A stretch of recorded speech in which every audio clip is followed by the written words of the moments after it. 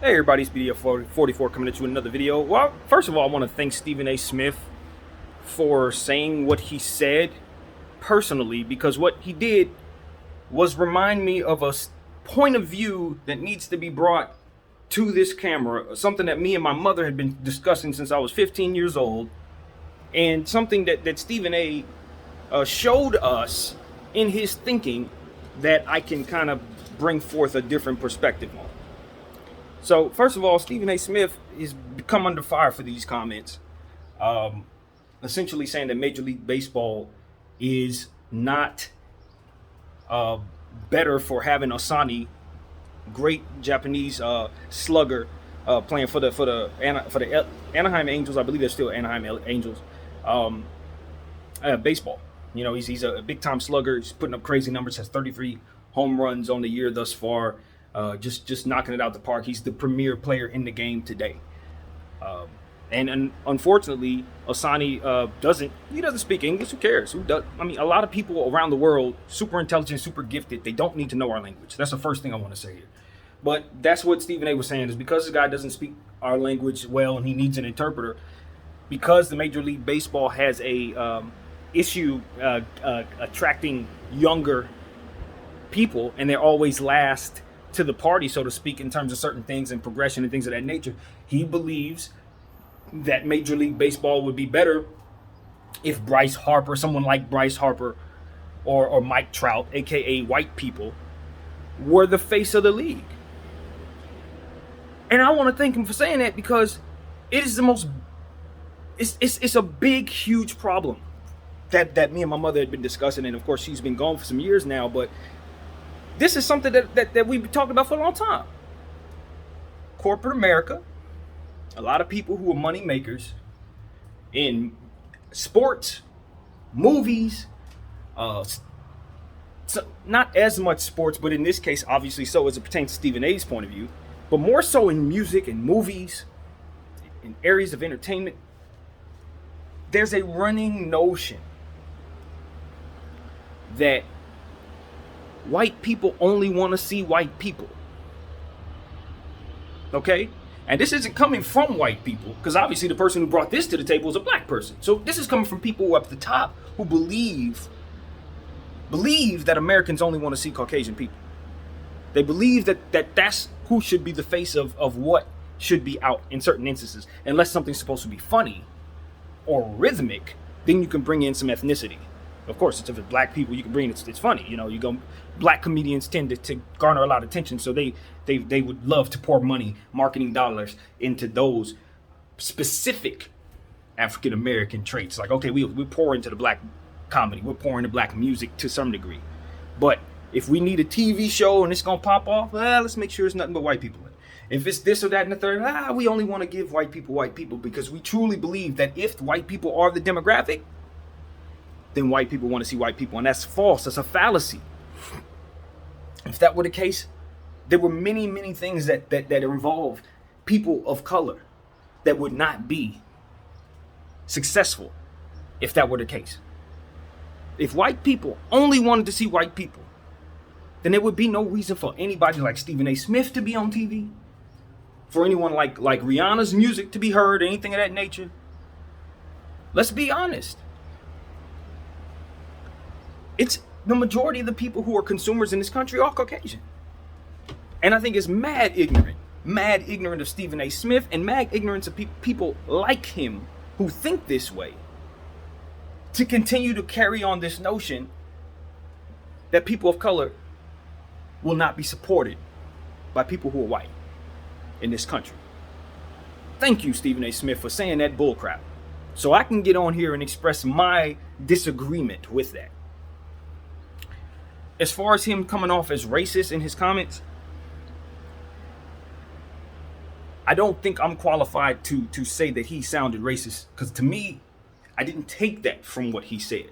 I didn't. My mind immediately went to, damn it, here we go again with this tired old bullcrap. That's where my head went. But I can understand where other people's heads went differently. And he came out with an apology for his statements, especially given the fact he was saying basically, you know, in this heightened awareness of Asian violence, and violence is being done against Asian people more specifically. We it would be wise for him to more or less have more sensitivity in regards to mentioning anything involving Asian people. And I agree with that. So from that perspective, it makes a lot of sense. But it wasn't like he said something, a derogatory term per se, but he did just simply state a sense, a common opinion that I believe is shared amongst people in a lot of high places. And it's trickled down to him, for which he revealed to us on national television is how he thinks and likely how others think around him. And this is why ESPN has a diversity issue, because of this mentality that they clearly display. And I look at Stephen A. Smith and I say, yes, he's an African-American man, but I also understand that he is very much enriched in what it is that ESPN is about. And a lot of what they have been displaying very recently has been kind of lopsided as it pertains to what you want to see if you're an African-American person out of what's going on over here. This whole situation with Rachel Nichols obviously is a point of view that makes us pay attention to, but also just the apology itself. When I look up, I'm watching ESPN and I'm listening to other people talk, so it's not really an independent thought, but it's the one I agree with. I don't see apologies being handed out to Paul Pierce. You know what I mean? Nobody stood behind Paul Pierce and said, yo, this is my brother. He might have made a mistake, but we just want to stand up for his character. No. But they couldn't wait to get behind Rachel Nichols. Matt Barnes and KP were put behind Rachel Nichols to say how great of a person she was after that bullcrap was revealed to us. It's just time to start looking at some of the stuff that we're seeing at the top of ESPN and Disney. What are they doing up there? What message are you trying to send someone like myself, who's an avid sports watcher, an African-American person who loves himself, his people, and others around him who may not look like him? What are you saying to me? You're saying to me that we favor those who we want to favor as long as they look a certain way or just present themselves a certain way or come from a certain era, or have a certain class to them? Is that what we're doing? We're separating people by class and color and levels of importance based on group sensitivity at this time? Is that what we're doing? Because y'all quick to apologize about what's going on in the Asian community, which I agree with, but you ain't giving no apologies to other things that are going on. Y'all quick to jump to other groups and you know who they are. No sense in mentioning them. They ain't trying to piss nobody off unnecessarily. But they pick and choose who they care about. Now, maybe I belong to some group that they care about. Maybe I don't. Didn't matter. They're supposed to have more of a balance about themselves as it pertains to their scope on who they should be sensitive toward, who they should be apologizing to, and who they should be concerned about offending. For which it doesn't seem like everybody equally. Not at all. What message are you sending? That's what I have to ask. I don't really look at the players or the analysts more so, because they are put where they need to be put. If the leverage that they have doesn't really exist, they signed a contract, you're going to be where they tell you to be. If you want something to change, when negotiations come around, you try to change it then through clauses. Until then, you be where we tell you to be. If you stand behind Rachel Nichols and you bark like a dog, if that's what we tell you to do. If that don't work for you, you can leave. That's your leverage. So I understand that. I'm not mad at those guys. They were placed there. By whom? Why? That was not important as it pertains to this particular video, but it's the type of thing that I'm talking about as it pertains to ESPN and certain others. Not limited to them. It's a lot of them that think like this. They're having a hard time understanding how not to be tone deaf, or how not to display themselves as tone deaf as it pertains to people having been offended and who and what to do and what to say. It's because they've been callous and, dare I say, racist for so long. That is why. Just be honest. I'm not here to play games. I'm not here to act like I know everything or anything, but I know what I'm looking at. I can identify what I'm seeing. Stephen A. Smith made those comments today, I believe. Maybe even yesterday. If I'm wrong, maybe yesterday. But it ain't been but 24 hours at the most since them comments came out. And already got a nice polished up, beautifully written, not handwritten, but beautifully written apology plastered up on Facebook and every other social media platform you could think of. Has Kwame gotten as much as maybe I was a little too hard on you? Has he gotten as much as that from Stephen A. Smith? Or any of these guys that he's alleged have been coming at him for years, or not even alleged, that have been coming at him for years? No.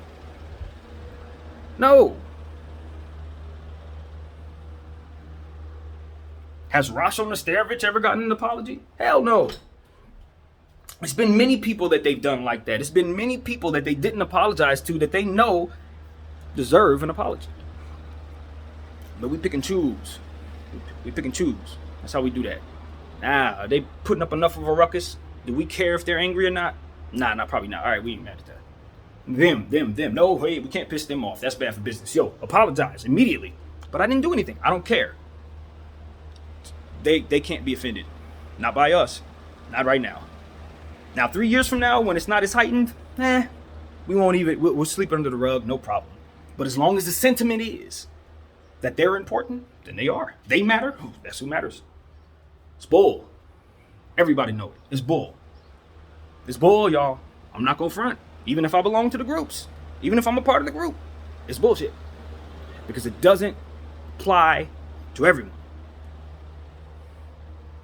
And even though I'm one that always says the scales aren't balanced as it pertains to how we've been treated versus how others have been treated, and we don't have the same stuff, when it comes to corporations, you need not look at it like that. I can look at it like that from the ground level, but if you're a corporation trying to appeal to my sense of being a consumer, then you need not look at it that way. You had better be treating me as equally as you treat the next man, as you treat the next woman. Facts. Shouldn't be no two ways about that. Not if you're trying to get our money. Not if you're trying to continue to get our support. And I know that's not difficult. That's not an easy. That is a very difficult place to be in. I get it. Especially from a corporate position. Especially when you're hiring people that may not be a part of groups, may not be sensitive to certain things, may not even know what the hell's going on because they've been down a different path. You know what I mean? So the sensitivity levels and things of that nature may not be even there amongst the people who were trained to understand this type of stuff. They only understand it from a textbook's perspective. Meaning they read a lot, so they know what to say, what not to say. That doesn't really tell the story. In a lot of situations, especially as it pertains to offending people, especially as it pertains to sensitivity levels in different moments. A baseball player is fantastic at what he does. He never has to utter a word. Let's just be real, Stephen A. He don't have to utter a word, bro. Baseball needs anybody to be a superstar. People haven't been paying attention, and I can argue because all the stars are white, fam. That's when people weren't paying attention. Last time people were really paying attention to baseball, Jeter, A-Rod. We were paying attention to those guys, man. When it's the Trouts, and that's when the numbers are low, fam. Let's just be real. Ain't nobody paid attention to baseball in a while. If people are paying attention to baseball, it's because they got somebody who doesn't look like Mike Trout in there kicking ass and caking names. Let's just be real, fam. I'm not here to play games today. Not today. Not today. I don't follow baseball. It's my least favorite sport. Honestly, it's down there with golf. I don't watch it. It's not my thing. So I don't pretend to know too much. But I do have a sense of when things matter because I watch a lot of sports. I watch a lot of ESPN and Fox Sports and all those guys. I pay attention to this crap. I know when stuff matters. Baseball hasn't mattered in a while. If it's picking up steam, if they're talking about it, they're talking about it because of that dude. You weren't talking about Mike Trout. You weren't talking about Bryce Harper, bro. You ain't mentioned baseball until this dude stepped onto the scene. Now we're talking about baseball. So how could you come to this conclusion? Other than you've been talking to people who have an old way of thinking that doesn't fit today's times. You share that sentiment. You share that old, outdated, bullshit-ass thinking. And yes, I'm offended by it to a degree because it aligns with a lot of things that I resent in my life. Truthfully. When I see stuff like this, it's like, well, that's why this person that I know didn't get that opportunity. That's why that opportunity may not have came my way. That's why this situation... Because of thinking like that excludes people for reasons that don't even match the sentiment that's out here. Doesn't.